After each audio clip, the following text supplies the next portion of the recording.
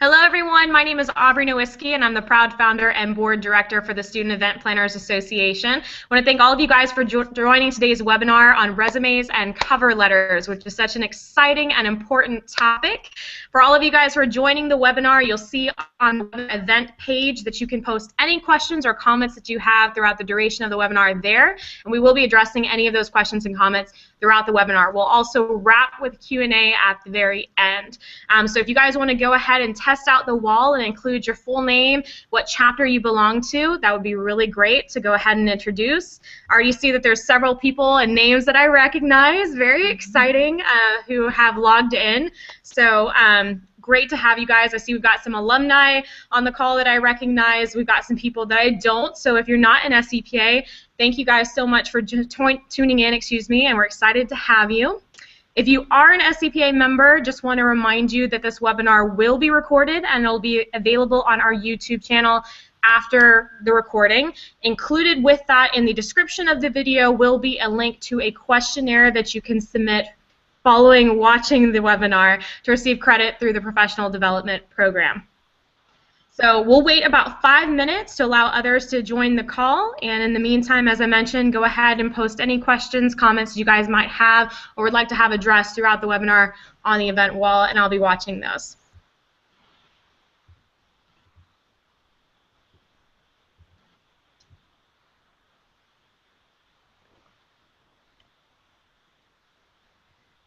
Ibrahim, thanks so much for joining the call. Cassandra, I see you on there. It's nice to see you, love. JC, Chen, quite a few names I don't recognize. This is awesome. I know we've got some of our chapters watching in on the calls as well.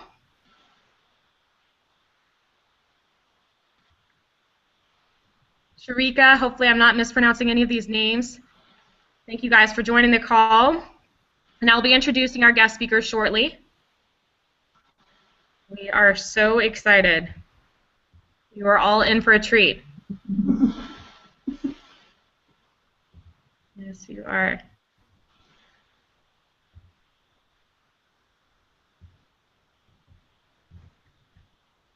All right. So just 2 more minutes, guys, and we will get started.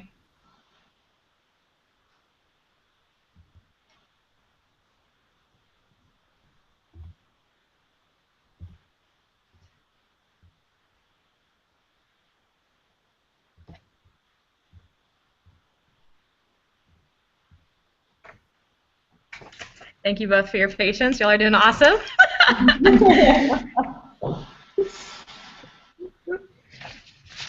Still as can be. Still as can be. All right.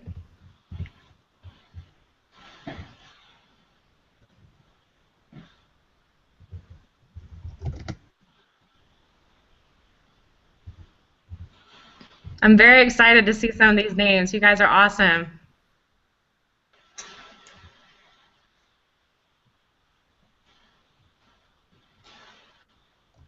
Very excited.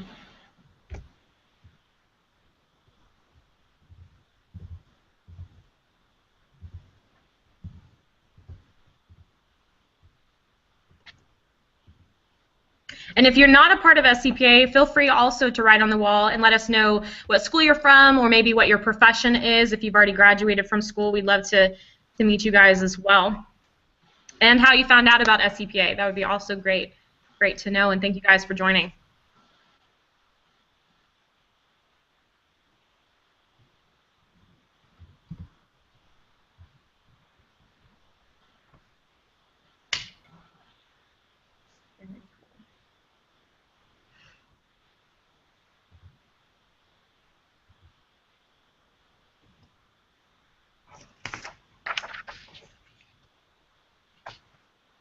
All right, ladies and gentlemen, we're going to go ahead and get started with today's webinar on resumes and cover letters. I am so excited to introduce 2 incredible speakers. We are so honored and humbled to have them on today's call.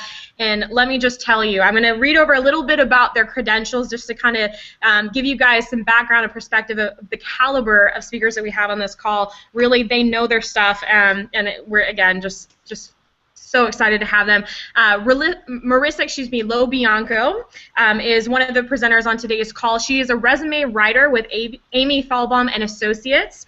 And a little bit about her bio and her background. She is a resume writer and coach for Amy Falbaum and Associates with 10 years of experience providing career counseling to clients with diverse professional backgrounds. So even if you're not in hospitality and events, this is still a great webinar for you guys to be tuning into. A certified professional resume writer, Marissa currently is a career services advisor for City University of New York. So she does have a background dealing with different students. So you guys are definitely in the right place. She's heard all of the questions, and she'll be able to address them on this call as well. She holds a Master's of Science degree in counseling and has been a frequent speaker on career-related issues at national conferences, which is also incredible, and we're honored to have her. A member of several professional organizations, Marissa works closely with clients to get an understanding of their backgrounds, experience, and personalities to create tailored resumes, which is very important, that are results-oriented and showcase their clients' qualifications for their desired positions. Okay, so a lot of the things that she's going to be sharing on today's call, you can apply to any and everything that you guys are going into. So very excited to have you, Marissa. And also so honored to have Amy Falbaum herself, the owner of Amy Falbaum and Associates, on this call, which is amazing. And so a little bit about her background. After working in top managerial positions in the restaurant and hospitality industry for more than 20 years, Amy switched gears and decided to enter the industry's recruitment field, all right? So she's been on both sides of the equation. Amazing, amazing background and knowledge.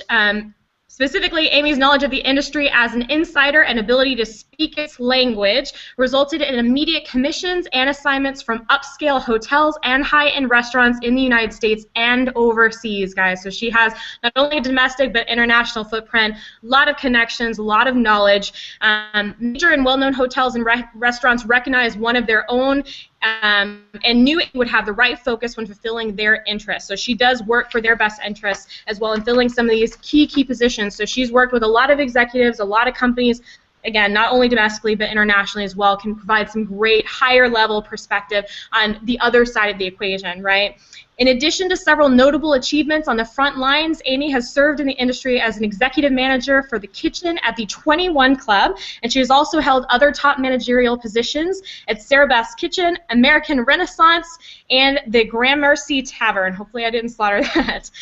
She is the part-time instructor also at the Institute of Culinary Education and in its culinary management program. So she also has worked on college campuses and universities as well. So with that, I am so excited. Thank you both so much for being on today's call. We are so excited to learn and gain some of your wisdom. I know you're going to be providing a lot of value to our members, so thank you both so much for being here. Thank you. Thank you very much for that introduction. We're so excited to be here. And as you said, I have my own company. I'm starting my 5th year with 7 employees, and we look for top talent in the executive field. So we're on the other side right now, hiring executive chefs, director of catering, director of HR, director of sales and marketing, interviewing for our clients in the field. So we're not just an agency that like sends a resume. We're actually like in the kitchen, presenting a chef, carrying out the food for the tasting, for the test. If it's more of a corporate role, we're interviewing with the client. So we're in the field recruiters, and I've been doing that for 10 years. But like you said, before that, I've run restaurants in the back of the house, working those 18-hour days with a really strong work ethic, which you need in this industry, and you need to be like thick-skinned. Started out when I was at 14 years old at Baskin-Robbins. You know, I walked 3 miles to work. I made $2 an hour, and started my career there. And then wanted to learn how to wait tables. So how do you get that experience? Well, a restaurant felt sorry for me and said, you know what, if you hook us up in the ice cream department, we'll train you as a server. And it kind of all just like led from there, like kind of growing and learning and just being a sponge, and all the restaurants that you mentioned. So I'm excited to be here because I meet with top executives all the time. Resume and what the resume should be like and what the cover letter should look like, and it's the same for students. And when I'm at the Institute of Culinary Education on a part-time basis, coaching, recent graduates or people that are just starting to look for an extern, and what does a resume look like? So very excited that Marissa is here, because Marissa has like the scholar approach, and she is wonderful about all the details on the resume, and I'm kind of more of like in the field. I look at a resume for like 2 seconds. So what grabs my attention and what drags out. So I'm very excited that you're here, and I'll leave it to you. Yeah, and I'm excited to be here. So a little bit more about myself. I've been working with Amy for just about a year now, but before that, it's been actually over 10 years now that I've been working with a diverse group of students. So my passion is to be helping students. And I met Amy while at the Institute of Culinary Education, working with hospitality management, culinary, pastry and baking students, and I was a career advisor there. And currently, I am a senior career advisor at a large urban university in New York City, and doing the same types of things where, coaching people through what should their resume look like, answering all of those questions. And my experience extends also in a variety of environments, including nonprofit organizations, smaller liberal arts colleges, as well as the high schools. So I am certified to administer assessments related to career, but a large part of my work is definitely focused on resume, cover letter, interviewing, networking, as well as social media branding. I lead a lot of workshops, run career fairs, and at this point I've probably seen thousands of resumes. So I have a lot of different ideas and opinions on what really makes an effective resume and cover letter, so I'm happy to be sharing that with you today. Okay? So let's begin. Yeah. So we're going to just pop into a slideshow so that you can follow along with us on that. Just a moment for that to happen. All right, we're going to get that full size. All right, so let's begin. Resumes and cover letters. Where do we go? Where do we start? Well, we want to start really with the basics in terms of, that might sound like a basic question, but people have a lot of different conceptions of what should be on a resume, what goes on a resume, and what makes a great resume. So really the idea is more of a snapshot of your skills, and I say that because sometimes people are putting a laundry list of every single thing they've ever done, and it actually should be a lot more focused and relevant to what it is you're seeking.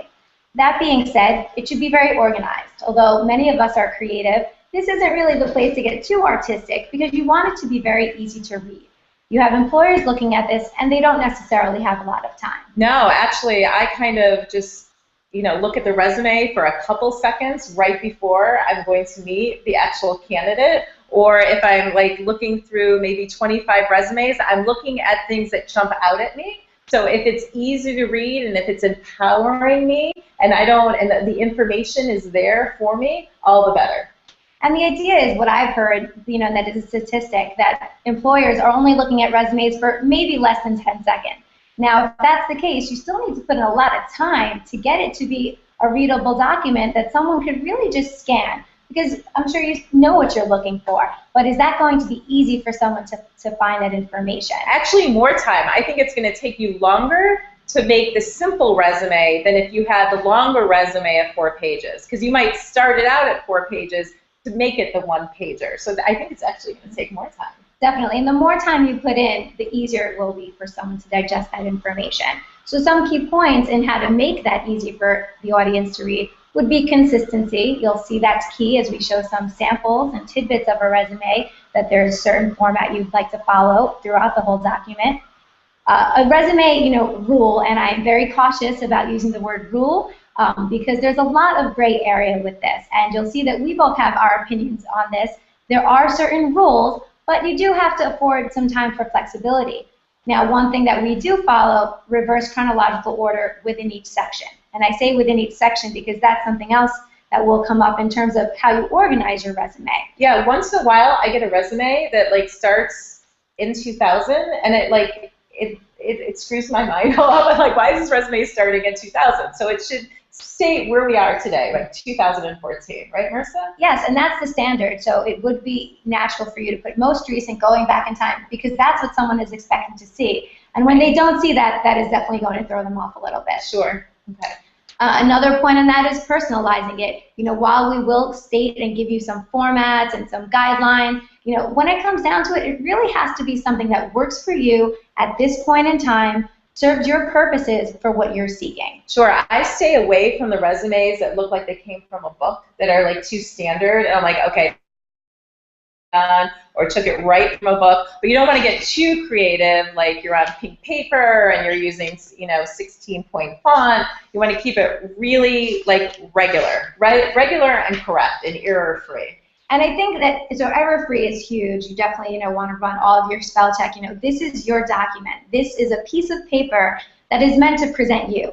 And it's hard to present a human being with all their complexities and interests and passions on a piece of paper. And that's why there's so much that we have to talk about today.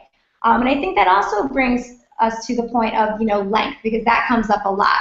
Yeah, and I feel that, I love the one-pager when you're a student and you have some experience, but you're really not expected to have, 20 years experience because you're a student or you're recently graduating. So the one-pager is terrific for student level. But if you have like 10 years experience or 15 years experience, you're going to graduate to like a 2-page resume. Now look, Marissa, like someone comes to meet me and they have 20 years experience, they have a 3-page resume, they meet me, I say a 3-page resume. They meet another recruiter, or a recruiter says, no, I need it on a 1-pager. So I think you have a couple of different resumes that you work from. You have your 1-pager, then you maybe have your 3-pager. Again, there's that gray area. But today you're going to talk mostly about the 1-pager. Yeah, because that really should work for you while you're a student, and as a researcher, that could be 5, maybe even close to, as we said, 10 years of experience. It's about using the space on the page productively. So if you have enough quality information that is relevant to your career and that qualifies you for the position, and you're at that point pushing, say, 10 years, then yes, but before that, I do suggest challenging yourself to see if you can be more concise. Play around with some margins. Don't get too small on the font. As long as it's readable and accessible, you just don't want to overdo it. Great. So let's begin. Okay. We're going to go over 6 or 7, like the resume content. So we're going to go into heading now, right, with, okay, great. So your name, keeping it simple. What is your name? Your first name and your last name. If you have a nickname, then I would probably do it in quotations. Or parentheses, anything indicating that that's what you'd like to be called. Sure, okay. So keep it simple and don't reinvent the name. Full mailing address. So I think we differ on this. If you're applying, I feel like to put your mailing address if you're applying for a job in the state where you live. But let's say you live in Texas and you're applying for a job in New York, I would probably omit the address. Because if I got a resume from someone that was living, I might say, okay, I'm not going to call them. I don't want to deal with relocation. What are your thoughts? Well, the reality is no one's going to send you the snail mail. Right. No one's going to use it. But it has, up to this point, been a formality. It has been what employers are used to seeing. So if it isn't there, it could potentially cause a red flag.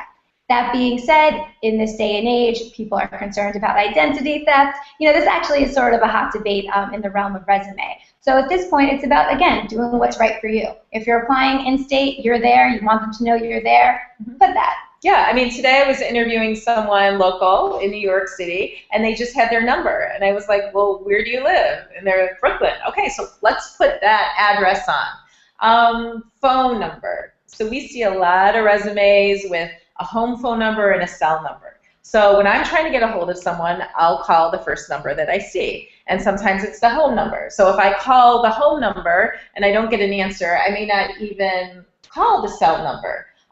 So again, it's making it easy for that person that's like running around and just trying to contact you. So I would say, I don't know if you agree, Marissa, but I would say just put the cell number. definitely less questions for the employer. You don't need them to wonder, would they be home at this time? Should I try their cell? If there's one phone number, there's no questions. They're going to call you there and hopefully reach you there. Sure. And I mean, sometimes I introduce myself by text by using that cell number. You know, I'll introduce Amy Fabum Associates. I would love to, you know, talk to you. So, okay. So email address.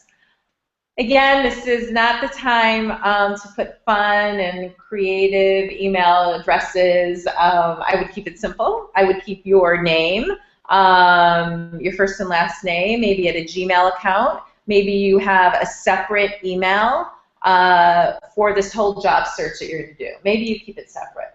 Yeah, and the email address, just like the phone number as the voicemail should be professional, the email should be professional and reflect you. And when I say that, you, just your name, even just adding those numbers, I see it all the time. I know what that number means. It's usually a birth year. Right. And now you've given away your age and your date of birth, which may not be a bad thing, but, you know, as a part of labor laws and, you know, we don't want discrimination. You don't want that to be held against you. So keep it simple, straightforward, first name, last name at Gmail address would work fine. Yeah, you know, the other day I got a resume with a photo. Now, usually we get photos from people applying abroad because it's a part of their CV.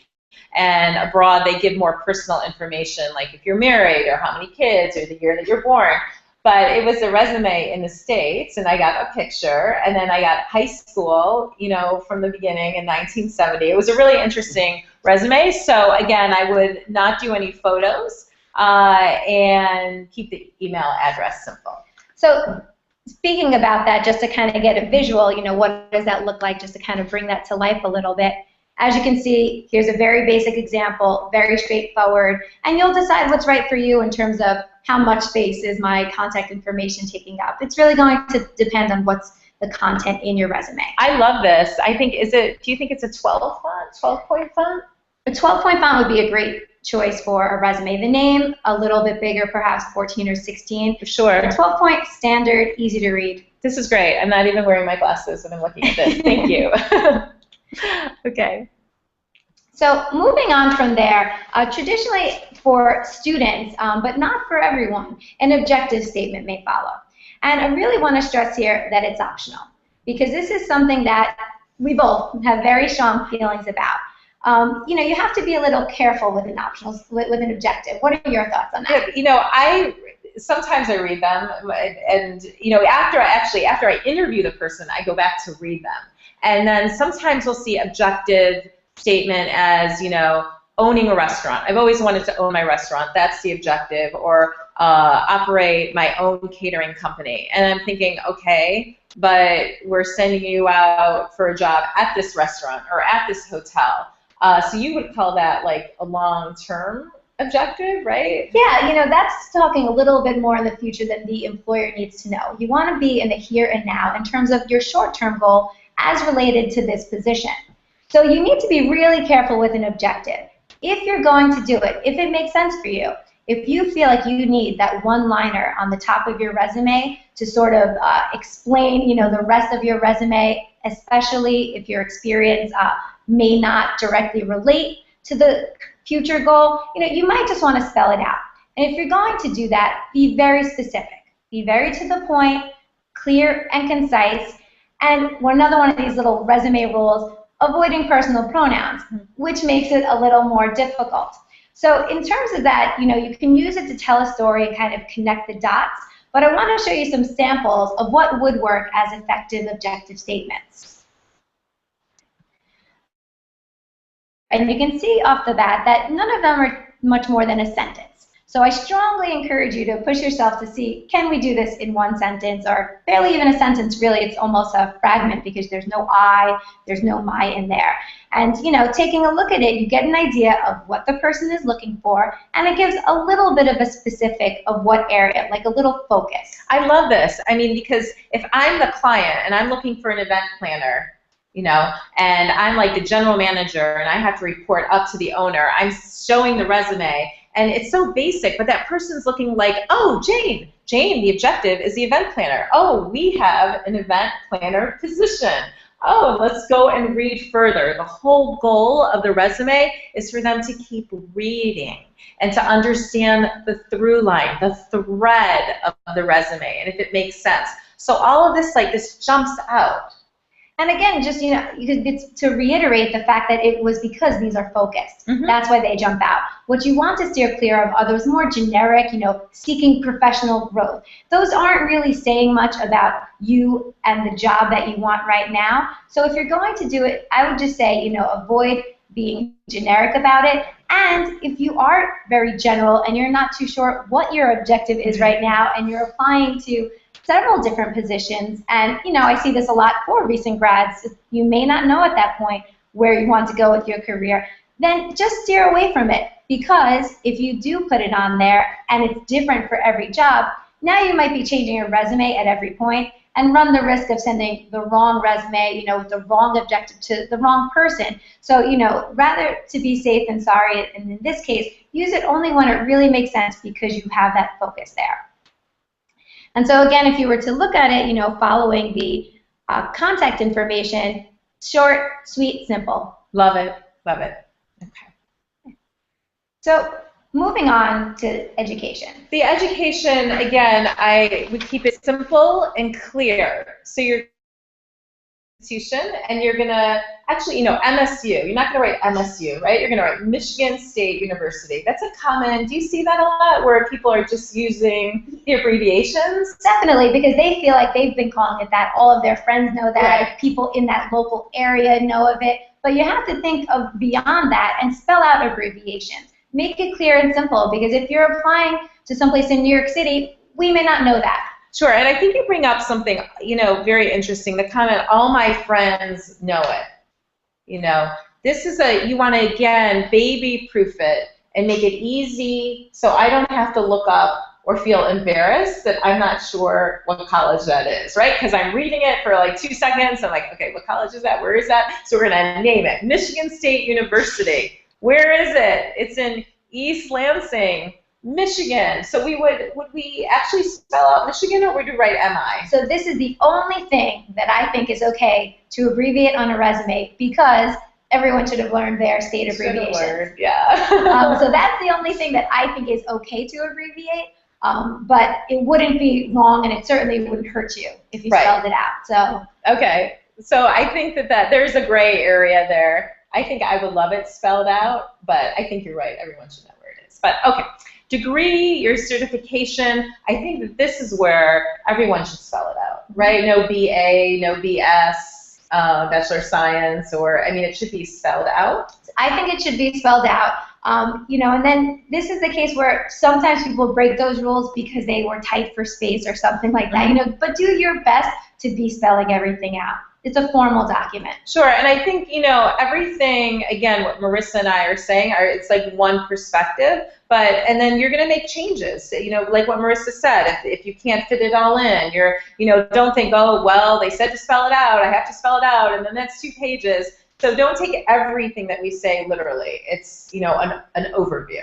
Area of study. So again, you're going to talk about or restate what area that you study. Can you give an example of that? Yeah, definitely. A lot of times if we're doing, for example, an undergraduate degree, you would have a major, but then you might also have minors, and sometimes there are certifications within your degree. So you just want to draw attention to that, because, maybe bachelor's of science, but, what was the actual major? What did you study? Sure, and I love to see, all areas of studies are, they can transition you into the actual hospitality field. I love to see psychology. When I know someone that has studied psychology for hospitality, I'm like, great.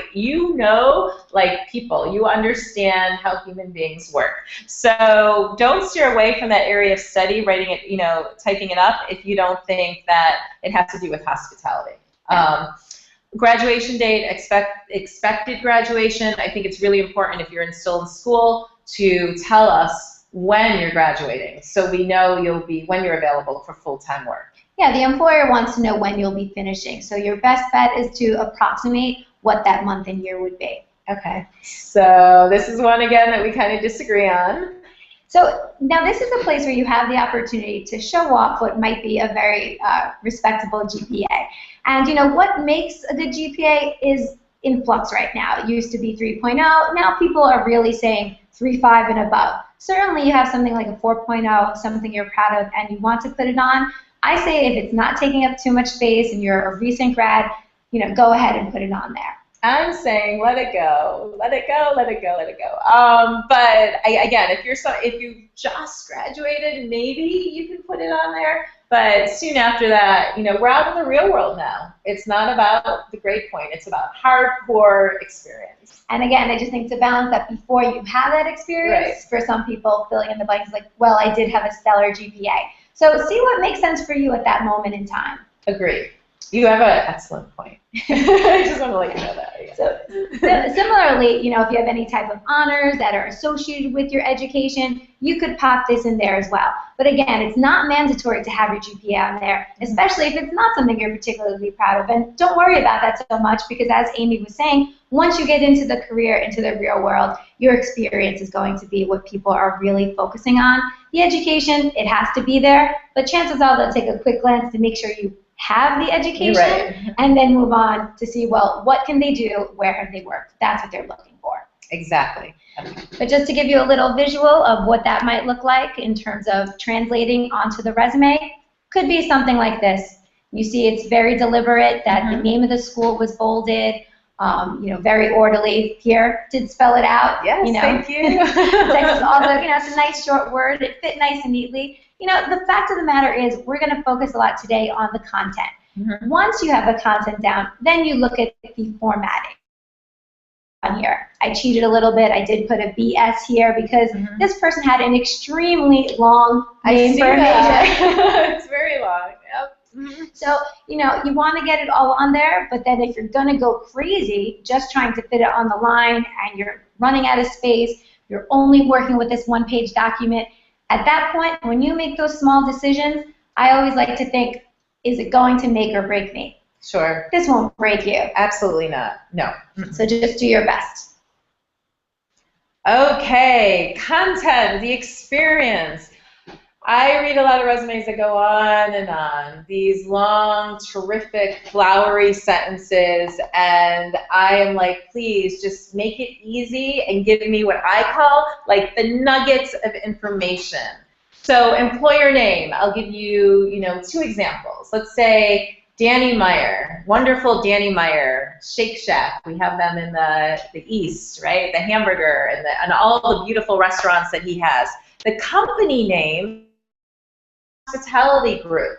So if I worked at Shake Shack, the umbrella is going to be Union Square Hospitality Group. The city and state and the title. Again, with the title, I wouldn't fudge it. If you were a manager, don't say general manager. If you were an event manager, don't write director of events because this will all come back to haunt you later on. So second example, Baskin-Robbins, Farmington Hills, Michigan, manager, dates of employment. Now, dates of employment, what we see a lot is people kind of squeezing out the end of the year. So let's say you ended really December 2014, but you put your end date as, maybe you didn't even put the month, maybe you just said 2015. And recently this happened where we were like closing a deal, Marissa, and we were just like, I don't understand this. He says that he left in 2014 or 2015, but he's ending it in 2014. So it was very confusing. So at the end of the day, don't fudge. Now, job responsibilities. So let's just use Baskin-Robbins because it's fun. I was a manager. I'm going to give the nuggets of information. If I was responsible for $3 million at Baskin-Robbins, I don't think Baskin-Robbins does anywhere near that. But again, you're giving the nuggets of information. If you had 20 scoopers reporting to you, you would write that down. If you use a certain computer system, you would put that down. Again, I want like active verbs that kind of pop out and go, oh, he did that, she did that.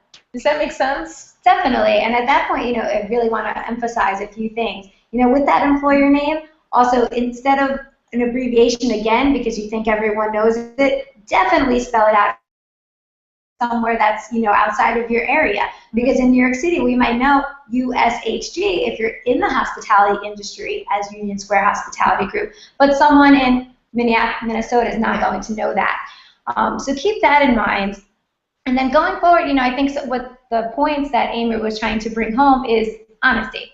You need to be honest and accurate to the best of your ability with all of this information, because when it comes to time for a reference check, or maybe the information's even on the internet, whatever it is, you want it to be consistent.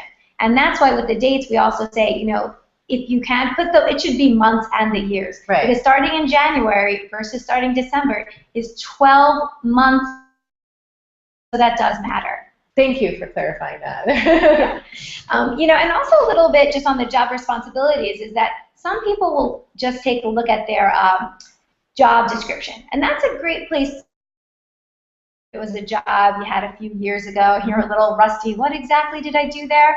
You can start there, and you can have a basis there, but then you want to provide the context, and you don't want it to just be what you did, those standard job duties, but you also want to highlight accomplishments. So what did you do that made you stand out in that role? Right. How did you do it? Or how was that job duty performed differently at the location you were at as opposed to at another place? So these are all things you really want to think about in terms of tailoring your resume to know your audience. So now, one of the parts, that's just the facts. That's what you need to have there. Where did you work? When did you work there? But what I find the most challenging and this is not just for students, for anyone, is describing the job. How will I do it? So here is just an outline in terms of, a structure, kind of keep it consistent. One thing, definitely starting with action verbs. We do recommend bullets as well. As you look, you'll see the incorporation of a lot of bullets in this slideshow, and that's, not an accident. And it's easier to read in bullets. So in terms of wondering, well, how do I start the bullet? Anything you have ever done at a job was work. It was an action. So again, I'd avoid words like work to start up those bullets and be more specific. Similarly, and another point on that, action verb lists are all over the internet. There are great ones out there that are organized according to job function. It's okay to use that. Or you can also even, if you find a lot of your verbs are repeating because you assisted, hopefully you helped, or, some other word that's similar, use your synonym lookup in your Word document. But you also want to keep in mind that you're using the appropriate tense. This is another one of my stickler resume rules, where if you are currently performing the job function, use present tense. If you are no longer performing that job duty and you don't work there anymore, put it in the past tense. Do not see consistency. I feel like that is a major error where people are not consistent. Yeah, and I think a lot of people, they just don't know it, but that's the standard, that makes sense. Follow with it again, because it gets confusing for an employer. Sure. And so you could just Google action verbs. Yes, there are some great lists out there, action verbs for resume. And what I like to use those for is sometimes just to look at the list separate from your resume, because you might look at a list and remember, oh, I have facilitated, which I just never thought to use that word. So kind of a great brainstorming tool, a good springboard, so you're getting some variety. Because when employers are reading these resumes, what happens is that repetition of terms, and now I was a psychology major, the repetition actually causes a sort of mind-numbing, like a bored kind of effect, and they may not even realize that's happening. So that's why that's a little psychology trick to keep their brain in tune, because there's a variety of words keeping them awake. So that's what keeps me awake at those resumes. I use all those different verbs. That's excellent. That's excellent advice, Marissa. So a little just more on that, how do I get this to be concise yet descriptive, which I know is an oxymoron, but it's the best way I can pose it, and I know that's a challenge. Because you don't want those bullets to run on and on and on. These are not meant to be paragraphs. This is not a time for storytelling. You have limited space here. Make sure you're stating what you did, and the big one that the employer is going to wonder, and there's a reason I capitalize this, and I don't do that a lot, how you did it. That's what's going to make your resume unique. That's the difference of when I see resumes and I can tell that there was a job description and it was copied and pasted. It's very generic. But once you decide to provide a context and show how you did it differently, now I can really understand what you did, and I know you took some time to write this down. Sure. When I see the job description that's cut and pasted, I'm like, next. So I'm on to the next resume. It's very obvious. You know, it's very easy to see that. So make it personal, make it unique, and also make it specific. This is where it really helps to give people an idea, especially if we're talking about, say, volume and planning here. There's a difference of planning a small, intimate gathering for 15 people as opposed to a large-scale event for 600 guests. So put those numbers in. You know, numbers are universal. It really helps people understand whether we're talking in this situation about guests attending events or size of event space, or even maybe budgets that you needed to work with. I'd like to know how much money you're able to handle and, you know, what kind of budget you could work in, because that might be the reality in your next position that you're going to be given those guidelines, and how do you work within it. I think that's terrific because, you know, when we're filling those director of catering roles, and if it's more boutique and more high-end and attention to detail, and you're dealing with, you know, presidents and heads of firms, and you're dealing with 20 or 30 person parties, it's much different than when you're going to a museum of Met and you're doing a party for 3,000, and it's a totally different job. So be specific. Yeah, because the idea is an event planner is not an event planner, is not an event planner. You know, there's so much variety within there, and that's what's going to create this image and this presentation of who you are on paper by providing the scope. Do you have, can we see that, like what that looks like on the resume? Let's see. Let's take a little look, because this is an interesting experience section. We have a large group here. This person needed to separate out because their current experience was not related. So if that's your situation, then you go ahead and make these separate situations. Clearly structured, formatted, very deliberate. Terrific. Okay. Marissa, can I interject real quick with a question? Sure. So I love that you guys emphasize using numerical values to really illustrate the scope of you know, kind of your experience. Can you give the students some examples of what are some questions that they can ask themselves to help them kind of put that you know, skill together, in the sense of they may just say, oh, I helped at the front desk. What are some questions that they can ask themselves to really elaborate on any point that they're putting on the resume to make sure that they do incorporate those numerical values? Well, I would say there, if you, for example, helped at a front desk, now I would think like, well, what kind of help did you provide? How did you provide that help? How many people a day were you providing help to? Were you answering phones? How many phone lines were you answering? So just, you know, giving that specific, like kind of going the step further, giving a little bit more to show me how you did it differently from the next person. Because especially, again, words like help, you know, again, that's where you might also think about using different verbs. Like, did you just help, or did you direct people to the appropriate person? Because help is a very broad word. So again, I think ask yourself, you know, is that the accurate verb, or is that a little, can I be more specific about the type of help I provided? Brilliant. Thank you. So briefly, in terms of building your resume, you know, it's to gain experience. So you can gain experience by volunteering, by, you know, at the college that you are at right now, there's so many different avenues where you can just volunteer and network. And it's all about networking, because that one person that you're going to meet may lead to another person, may lead to that job offer, helping out in your community. Any type of work for experience, they're like building blocks, and they just, all of a sudden, you have, where you didn't know maybe anyone in the business, then you know like 10 people in the business, because you're being active and you're helping out. Volunteering, I would say, is number one. Definitely. Think about the skills that are required for your desired job and start gaining them in any way possible. So just a brief bit in terms of some optional sections, if relevant for you. These are other areas to be on a resume: certifications, honors, professional affiliations, or on-campus involvement. This will really help people know that you're involved, that you know what's going on in the industry. So here you can see an example, and there are a lot of certifications that may be really necessary or relevant or could really boost your qualifications. That if they need someone who has that certification, you know, a food handler certification, and you do and the next person doesn't, right there, that's a boon for you. So definitely pursue the ones that are relevant for you and make sure they're listed appropriately on the resume as such. Lastly, a skill section is good to have. This is a short section, straightforward to the point. I would avoid soft skills, things such as great planning skills. We would hope you had that if you were an event planner, or great organizational skills.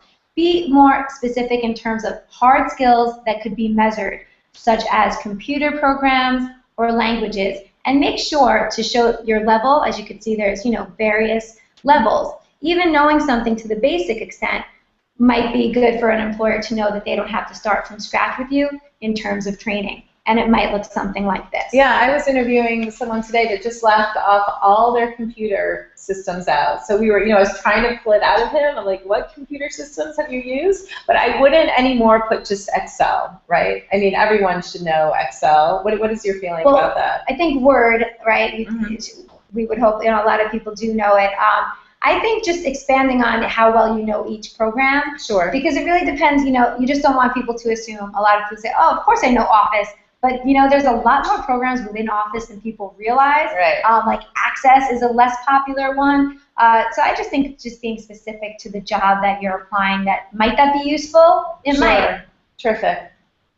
Okay. Cover letters, really? So I do everything backwards. I meet the candidate, then read the resume, then go back and read the cover letters. Do people still write cover letters?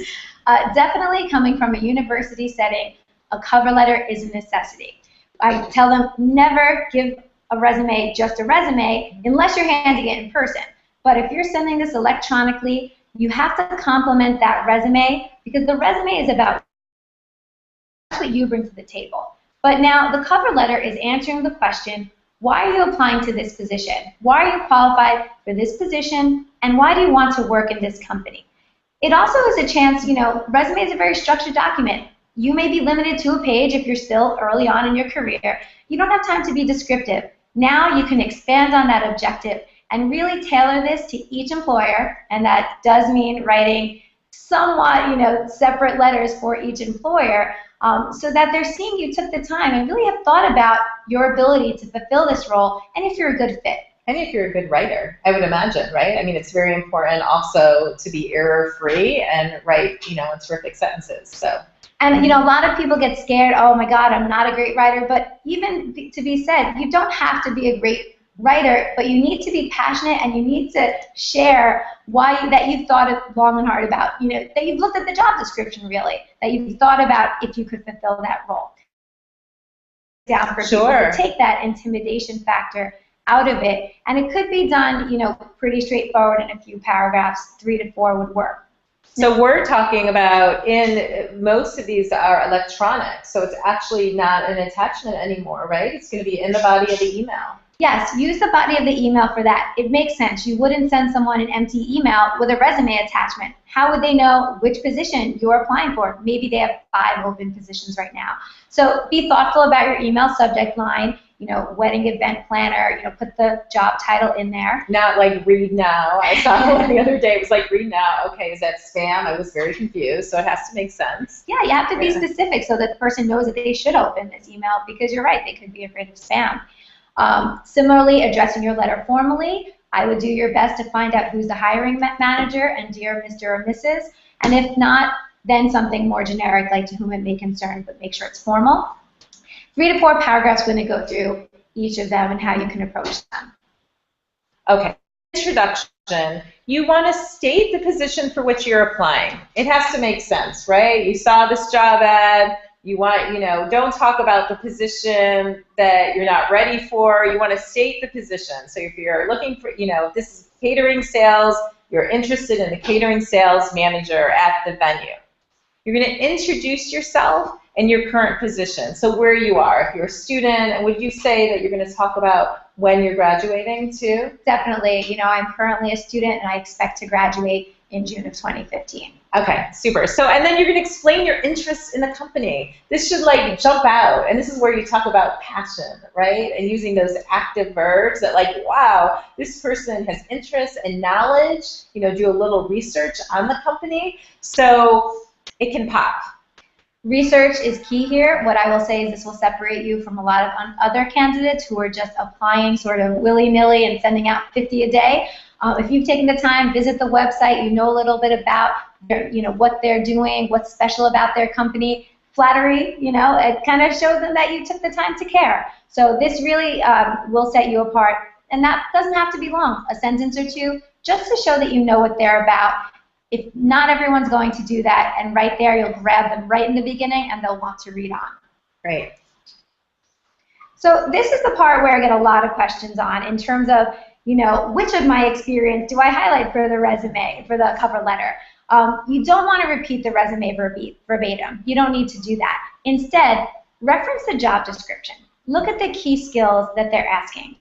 And I like to do this seriously with a highlighter. I highlight the ones I know that I have. Then you're going to use that to think of, when have I done that in the past? What example can I provide that will demonstrate that I'm capable of performing that function?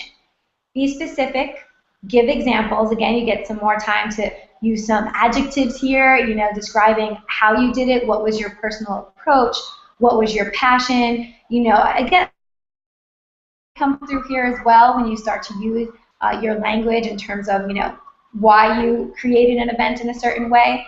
But you really want to show why you're a strong candidate, and instead base this description and this paragraph on what they said they were looking for, because in their mind, that's what they're scanning for. So you just need to give that to them. And that's how you'll, reference it and put it in context. You don't want to just grab those lines from your resume. Okay, so if I was applying for a job that they were looking for a catering sales manager who could handle high volume, and I have on my resume that I handled high volume, could I talk about a very specific maybe party that I did that was like 3,000 people for a turkey jog before Thanksgiving, right? Could I kind of talk about that? Definitely. You have a little bit more space to go into, what was the event like? How did people enjoy it? You don't get that room on the resume. Okay, good. So really briefly, now this is something that's also much used on an interview. How to approach that? I say follow this. Every work, action that we did could probably be thought of in this way. What was the situation? What did you do? And what was the outcome? So PAR, problem, action, result. If you're not sure how to describe, maybe use this as a little guideline to kind of get the pieces of the puzzle together and put it all together. You're going to make me read all cover letters now. Everyone's going to have such a great cover letter. I'm going to be reading the cover letters and the resume. We hope so. So lastly, in the closing, very brief. This could be done in 3 sentences. Nice to kind of, restate why you were interested overall, give them a reference point. But what you need to do is express your interest in an interview. The reason you wrote this cover letter is to convince them to read the resume. And once they've seen that, you want to be called in for an interview, which hopefully leads to the job in there. And again, thanking the employer from their time, putting a nice bow on it. Simple, like best regards, sincerely, nothing too creative in the very ending, right? I've seen like culinary regards, and I just kind of stay away from those types. I think that could be the same for every job. Okay. So that's much, to your point. All right, super. And great. So the references. Oh, and the paper. Real quickly on the resume paper, if we're doing it snail mail, then resume paper, regular, like from the 1980s, right? Just like regular standard computer paper. I think more event people or more in the creative advertising or marketing, they want to go with like a thick stock paper or envelope. Again, really just simple. You might want to write personal and confidential on the lower left side of the envelopes, try to get it through. But again, simple paper. Okay, so the references,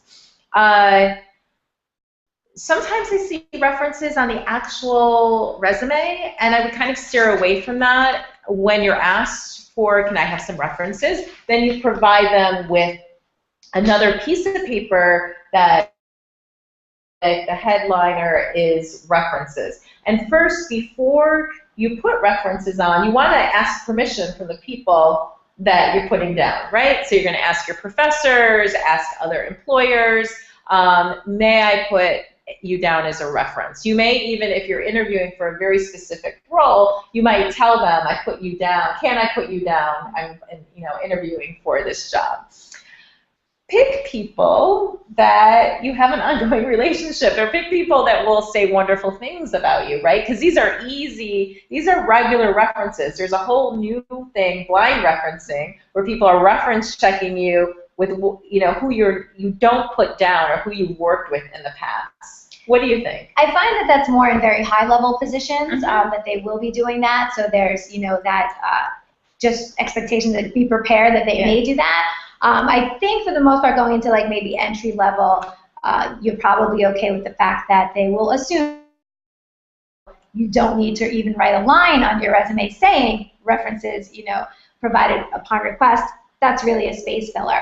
And you really don't want anyone else's contact information on your resume. You don't want other people's confidential contact information there. So I think the big point is a nice, new, fresh piece of paper. Yes. Same heading as your resume. So it looks like a sort of personalized stationery almost in a way. Very, again, easy to read, very structured, very consistent, just like the resume would have been. Right. And, when sometimes I get references like Susan Smith and the number. And I'm like, okay, who is Susan Smith? So you're going to put the name, Susan Smith, the relationship, so maybe she was your boss, and her title, her current job title, which may be different, and you might need to explain that. The contact information, which is an email address and phone number, because I would always email them first before I would just call them. But again, we're like baby-proofing, making everything easy for the person that's reading.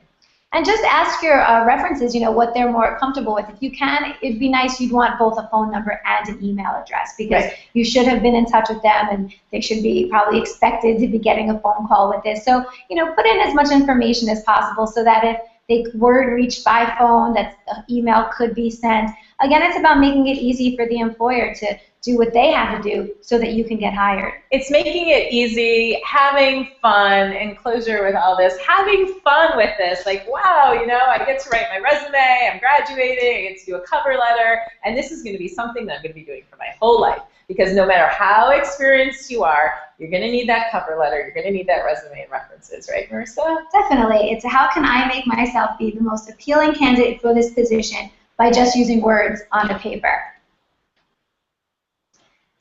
So I think that believe me, this is something I think we could each speak an hour on resumes. But hopefully that gives you a working place to begin from. So certainly we're open to any kind of questions or further discussion about any of the things we spoke about. Marissa and Amy, I want to give you guys both a round of applause on behalf of the Student Event Planners Association. This was phenomenal nuggets that I know so many of these members and students are going to be benefiting from, and even non-SEPA members. This is golden. I do have some questions for you guys. Sure. Oh, there we are. Okay. There you are. Okay. When would be a good time to start thinking about, getting credentials to build your resume? When would be the right time to start creating a resume if you're in school? And how often should you be updating your resume? Can I say yesterday? It's never too soon to start doing that. Get something on paper, go to the career services in your college, and then you'll see where you're missing. And if you don't have that experience, get it, volunteer, do what you can. When we say experience, I also wanted to point out the fact that experience doesn't mean it had to have been paid.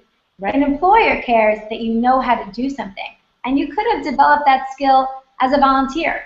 In my first job, I was not yet doing what I wanted to do. I spent my time volunteering to build those skills because my day job just wasn't really telling the story.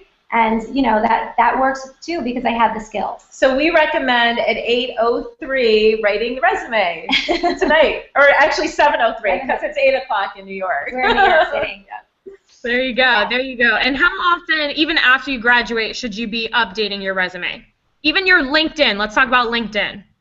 Right. So anytime that you change a job for LinkedIn, I think that you should update. But it's kind of like when you write a paper. You're never really finished with it. Even when you turn it in and you get it back and you look at it and you're like, wow, you know what? I can refine that. It's like a work in progress. No matter how many years of experience, we could be fast forwarding this in like 15 years, you can always work on your LinkedIn page or your resume and fine tune it. Yeah, I would say don't just wait until you're applying for a job, because you never know when you might meet someone and they have an opportunity. Maybe you weren't looking, maybe it's not the best time, but there's this amazing opportunity. If you update it every time you do something new, it will already be there, it'll be easy, and this way if you met them and you want to get it to them that night, you're not scrambling, you're not doing it last minute, in which case you might be at risk of errors in there. Because I'm going to call you, the recruiter is going to call you like when you least expect it,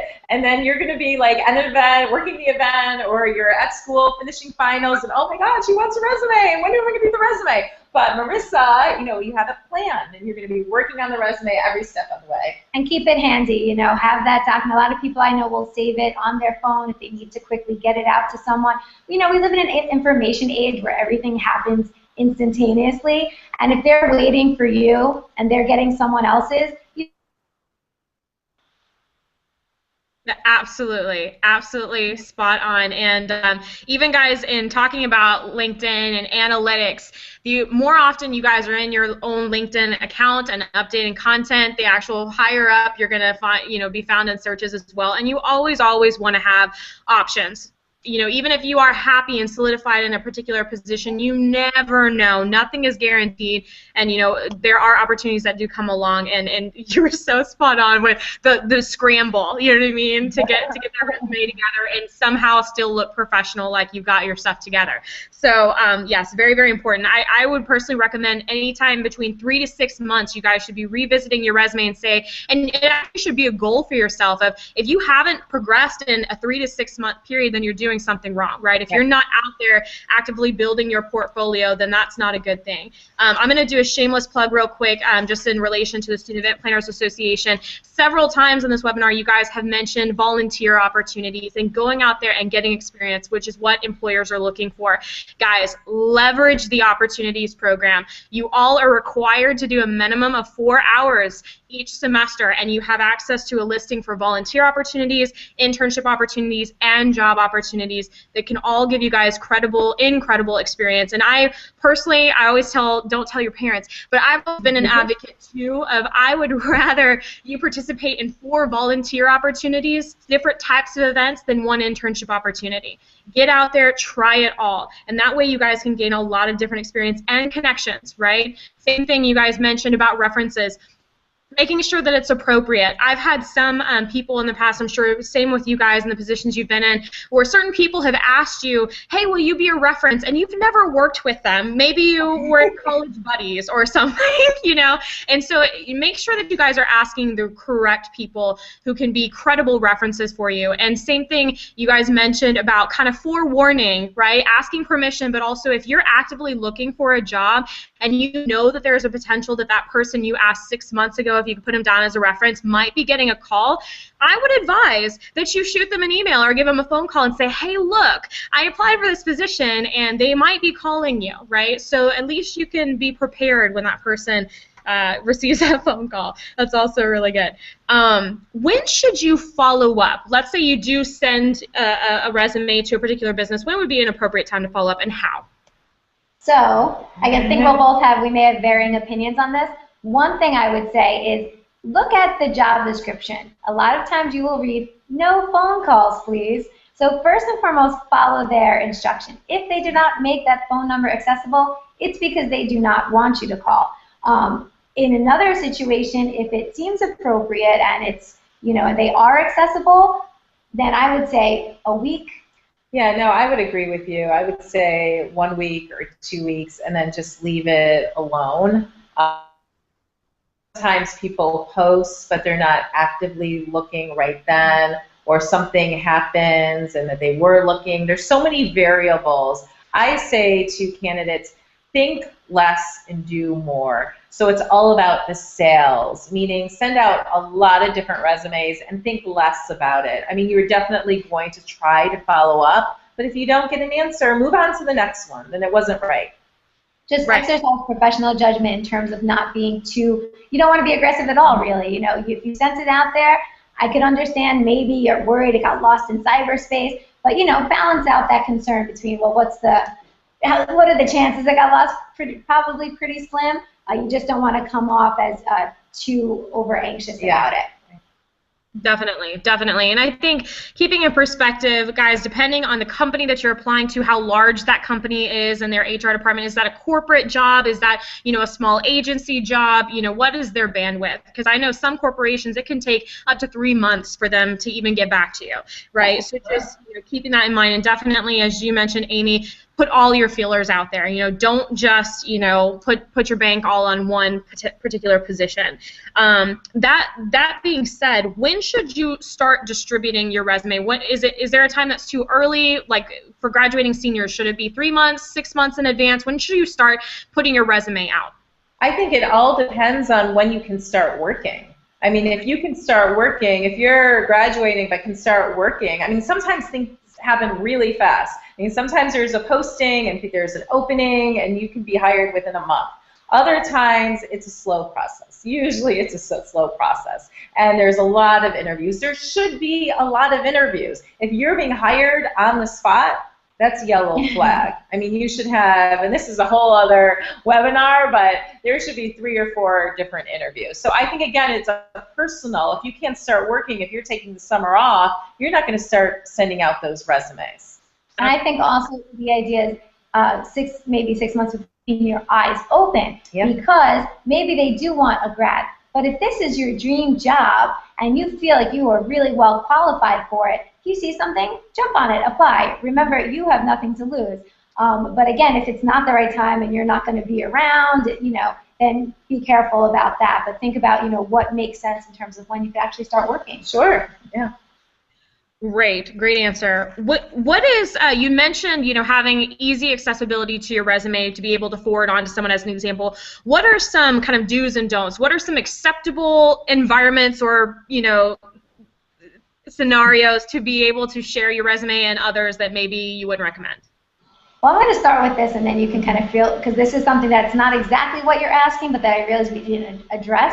The document itself, to having a PDF handy of it, you don't want something that could be edited or that might appear differently from what you intended. So I would say having it accessible in a PDF version. Yes. Good point. And I think that whatever you see that looks interesting, and I'm not, again, sure if this is your question, but it could be something that you see online, like a Monster ad or Ladders or something, a catering site for job postings, a school posting. But you could be walking, you never know when that opportunity is going to be, right? You could be at a networking event and meet someone and they give you your card and you're going to send an email right away, right? Like, you know, it was just, I'm so grateful to have met you. I want, you know, I hope it's okay if I'm sending your my resume. Feel free to call me. I'm graduating, and give your little elevator pitch. So I think I'm all about like sending that resume and that there's no boundaries, right? I mean, if you keep it simple and you're not stalking them after, send it out, send it out. You know, if you're walking down the street and you see this great, don't worry about seeing a job posting. Go online, see who the visionary is, and introduce yourself to the head. Maybe skip HR. Okay, HR is wonderful. We love HR. But you might want to just introduce yourself to the person who's running that party, who's looking for the assistant, or her assistant called in sick, right? So jump on that opportunity and send out that resume. And I think, like what you were saying, if you meet someone and it's maybe not exactly a networking time, you know, that's okay, because you're not handing your resume to them there and then. You're introducing yourself, giving that, you know, brief spiel about yourself, and then you'll follow up with an email. So I think that that's fine. It's not that you're kind of shoving it in their faces or so, you know, and I understand the enthusiasm, how exciting it can be to meet someone who has the opportunity to offer you that job, but as long as you're getting their contact information and following up, then why not send it on? And do it in an elegant way. Everything must be done in a correct way. Right. I think posture and not seeming overly desperate is really, really important when delivering that, you know, making sure that it's a Absolutely, absolutely. And one of my last questions, visuals on a resume. So you mentioned kind of personalizing your resume a little bit. Is it acceptable to use a personalized logo or logos for maybe companies or organizations you're a part of? What's your opinion on that? Well, I really steer away, and this is, do come from an artistic background, but I sort of lose my, artistic side when I get to the resume. Now, a logo is one thing. Your logo will be on your LinkedIn profile, and I do think that's nice for brand visibility, like you recognize it right away.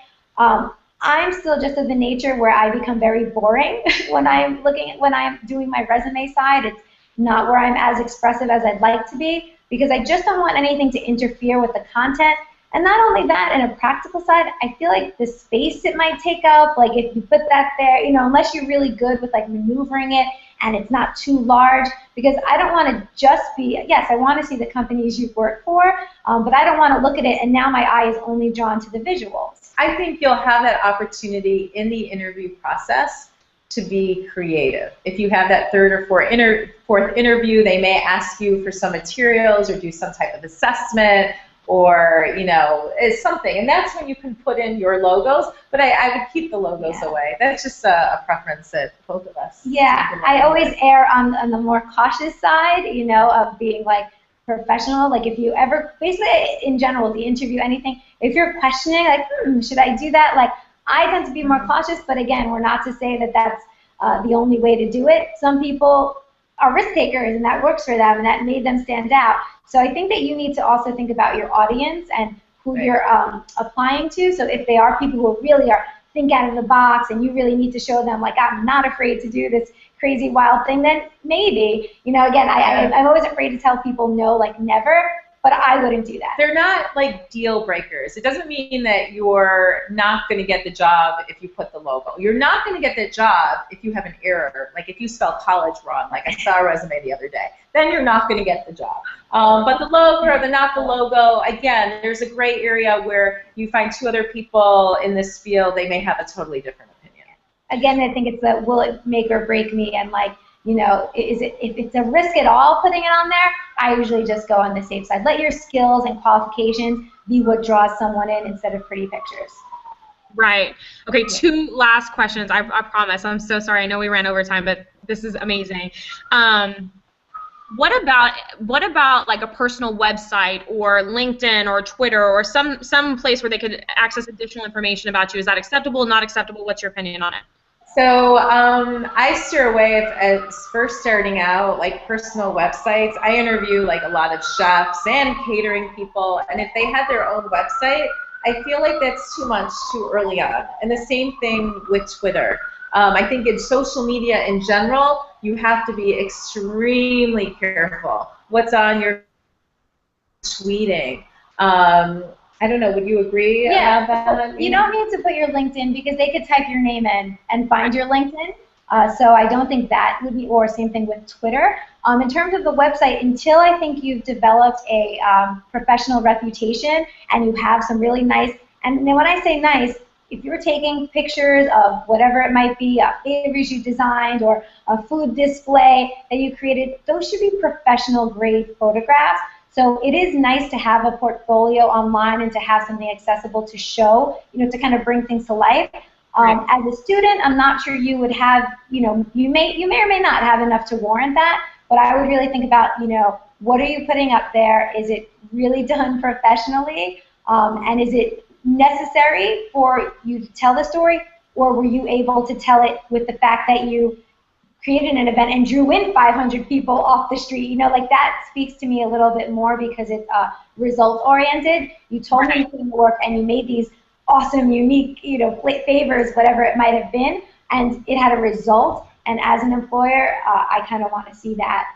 I keep it simple. I look for when I hire, with 2 seconds of someone coming in the room, is like a firm handshake, that energy, that urgency, that willingness to learn. Like, I don't want to see the website. I want to see, like, and I can see that on a resume, and I can see that on a cover letter. Or perhaps what I have done before on an interview, maybe, or even reference in a cover letter, like I am happy to bring samples of my works. So sure. I think that maybe waiting until it's an appropriate point to do that. Okay, sorry. Yes, absolutely. I agree with you guys. Brilliant. Last question, because I know this is so hard for so many people. what experience? The question is, what experiences are most important to include? If you held a part-time job for a long time, but you didn't do anything relevant to the job you're applying for, should you include it? How do you feel about gaps in your resume if you took off, that you worked at Burger King? Like, what does that project to the employer? Sure. So I think that I like to see the through line, the thread of the resume. So I don't like personally to see gaps. I think it's important if you had leave, if you had to take care of an elderly parent, or if you had a child. I think that maybe you could have a small gap and explain it in an interview. But I like everything written out. Yeah, I think the part here, as a student, I don't think the gaps are as much of an issue, or even as a recent grad, because we know you're going to school, you're moving around, you're working 3 part-time jobs, so I think it's less of an issue then. But I think as you get into the career where there is that gap, that could be a red flag. But on my end of it, in terms of sort of protecting the person, I get creative in terms of ordering the sections of experience, where if you did have to work a side job and you were worried about the gap, get it on there. You don't have to go into too much detail, but again, bringing your relevant experience first, so that the first thing they're seeing, that prime real estate on the top half of the resume, is what they're looking for, and they're not getting distracted, buried at the bottom. So whatever you can do to put your best foot forward, if you need to reorder some things, then do that. And skills are transferable. If you worked at the Gap and you're working midnight shifts, counting all those jeans, or if you're a nurse and you're working in the emergency unit, that is so transferable to hospitality. You can deal with stress. You can run those big events. The chicken goes up from 40 people to 100 million people. So I believe those skills are transferable. Don't leave them out. Those jobs. All right. Perfect answer. Perfect answer. Well, Amy, Marissa, I cannot thank you guys enough for the time that you guys have committed. And I even also had to compliment you. I'm so excited about it, about your presentation and the draft resume. I saw that you guys included a couple of things that were very, very specific. Thanks, Marissa. Yay, Marissa. I loved it. So I know a lot of our Texas A&M students are going to be copying that resume verbatim. Don't be doing that. I had a copy of that. It was absolutely brilliant. Some hard skills that I saw that you guys put on there that SCPA students, this is a call out to you guys, you absolutely should include on your resume, are the 3D event designer capabilities. To be able to design a floor plan, not even just a basic floor plan, but a floor plan in 3D, that's going to make you stand out. That's amazing. CVent certified. Again, guys, that lasts up to 2 years, and it's free. All of you have access and memberships with both of these companies, and it's free to you. So definitely leverage those, get those certifications done. Highly recommend it. You included the Wedding and Event Institute, and we also have the Institute of Wedding and Event Design, guys, so be leveraging those certifications as well. I was so impressed. I was like, oh my gosh, that's awesome. So thank you guys so much. Thank you. Thank you. I'm floored. And I know so many people are going to be benefit from this. So again, thank you guys so much once again for all of your time. Great wisdom, great nuggets. I look forward to all the feedback, and I wish you guys the very best. Thank you very much. Have a great evening. You too. Take care.